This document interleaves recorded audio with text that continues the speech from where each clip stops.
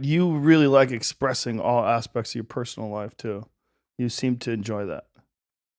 Yeah. Well, because if I keep it, all right, so it's kind of like a process of alchemizing the tough times. Like Mhm. if I'm doing it and I'm only working on it and it's just for me, it's actually harder. Because then it's like, okay, I'm just working on this stuff, I'm doing this, and nobody's going to benefit from it because I'm not going to tell anybody. Then there's less motivation for me to like push through and have the courage to like go into the shadows, look at what's coming up, and find the mental framework and the mindset to overcome it and to supersede it. If I don't share it, then it's actually harder for me. So it's actually to my benefit to share it because some other people will benefit from it too. And like that actually gives me the motivation to get through the other side. Because Hmm. I'm not like naturally, I'm not the most like stable and steady dude. You know, I'm like up and down, you know. I think everybody is. Yeah.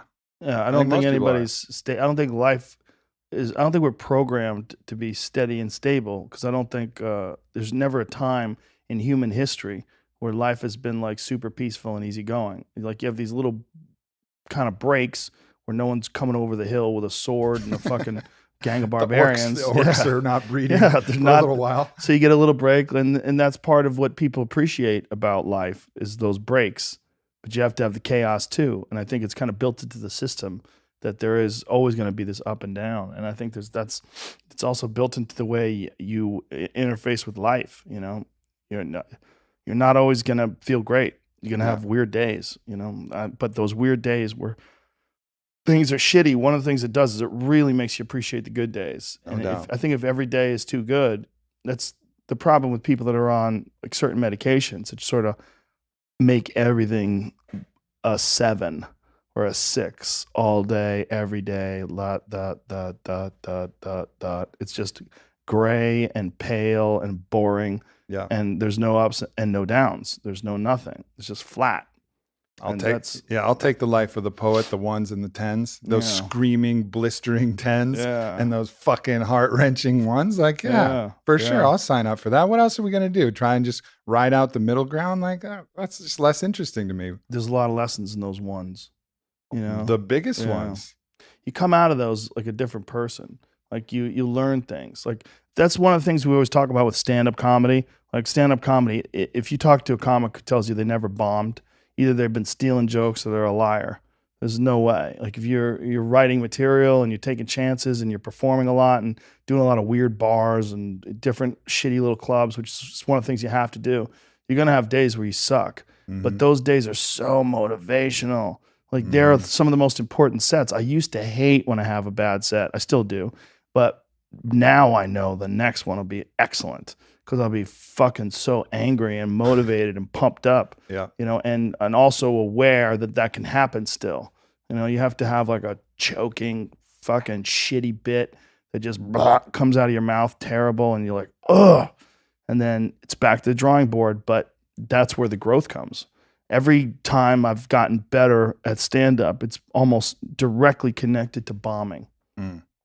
Yeah, all of the lessons. Doesn't matter what it is. That tragedy, that curse that you think happened. Like we were just walking over here to the podcast. I was talking about that car wreck that was just out of the blue. My brain shut off in the middle of the day for no fucking reason, and I Mm. almost died because the guardrail came in and split my face. Like that seems like really bad luck. But fuck, I learned a lot from that. You know, like all right, take away my ability to kiss, taste food, breathe through my nose, and move around and then watch how much I'm going to appreciate kissing, tasting food, breathing through my nose, and fucking moving around after that. Yeah. You know, like that contrast was such a blessing if you choose it to be. Yeah. You know, otherwise you can just keep calling it a curse and say stuck in some, you know, 3 out of 10 land and live there and justify your lack of responsibility, whatever else that you need to do to stay at your 3 out of 10, or just say, all right, cool.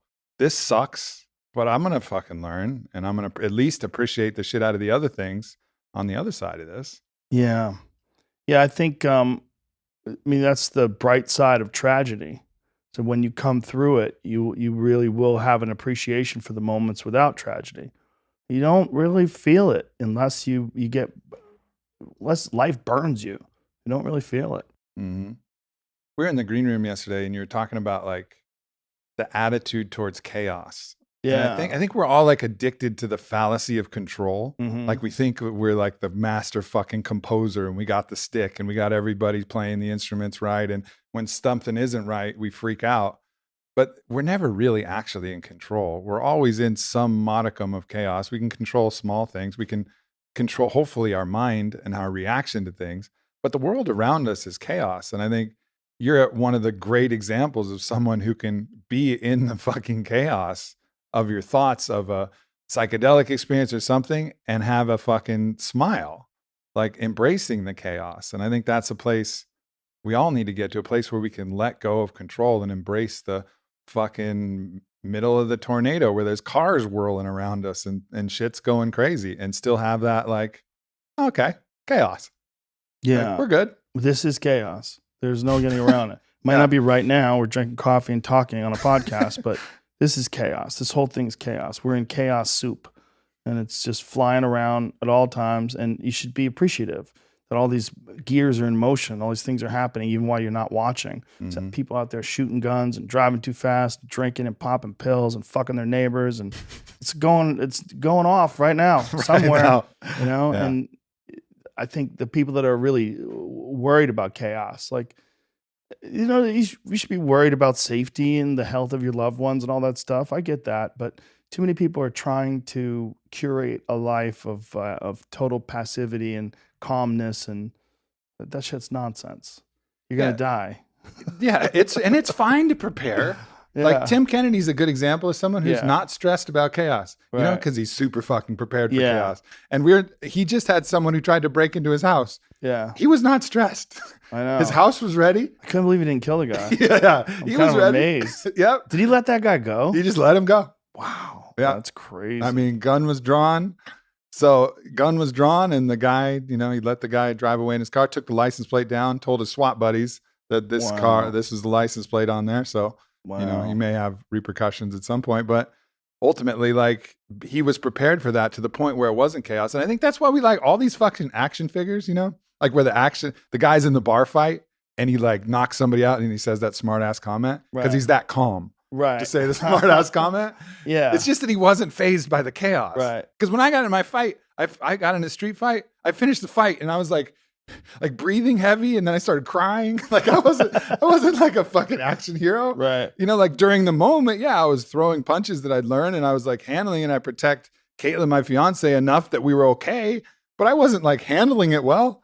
You know, it was, but if you train that, you can train yourself to be more prepared. Now, that's the only street fight I've gotten in. I don't need to probably practice that a whole bunch, but like you learn from that and you can adapt. And it's okay to prepare, but to be stressed about chaos all the time, that's what we got to avoid. We got to know that, all right, do the preparations you want to be ready, but don't fucking allow it to collapse on you and put you in a perpetual state of anxiety. Like you're supposed to be able to control this shit. Yeah, you got to enjoy it. Sometimes it's fun when things go off, you know? I mean, sometimes like when I was in Vegas and Conor McGregor fought Khabib, and then afterwards there's a brawl. Yep. And the only thing I was worried about was, I was worried that someone was going to do something really stupid and they were going to go to jail, or they were going to get like some insane suspension and it could prevent them from fighting again. Yeah. But other than that, I was like, I kind of like when things go south. Yeah. I kind of like when someone says, no, fuck you, and they jump out of the cage like Khabib did, like a flying double front kick like a pro wrestler. You know, I mean, it's something about that kind of shit. It's fun. When Whitney was, so the Badr Hari Rico fight, did you watch that fight? Yes. Glory? Yeah. So Whitney was there ringside commentating for that, and all of the fucking Moroccans like rushed the stage or rushed the ring, and it was fucking just total chaos in there. So obviously I'm like jumping around, like really excited about it, but also like, fuck, Whitney's there. Right. You know, but fortunately she has Joe Valtellini on one side and then Alistair Overeem on the other side. So she was probably going to be okay, like surrounded by the right people. But those moments are like inherently some of the most interesting fucking experiences where humans are back to their real animal state. You know, like all the projections and stuff is gone. And it's just like, wow, here are the monkeys. Yep. Like back in the monkey state of things. And those are like, I think that's also why, like, one of the reasons why sex is so interesting too, because it's like that's the monkey shit. That's some like humans being fucking human. You're fighting, you're fucking. Yeah. Like that's real. Mm-hmm. That's typically gonna be some real shit. Yeah, and it's as raw as it gets. I mean, people are naked, and you're looking at each other's eyes, like yikes. Yeah. Yeah, it's strange. Life is strange, man. Mm-hmm.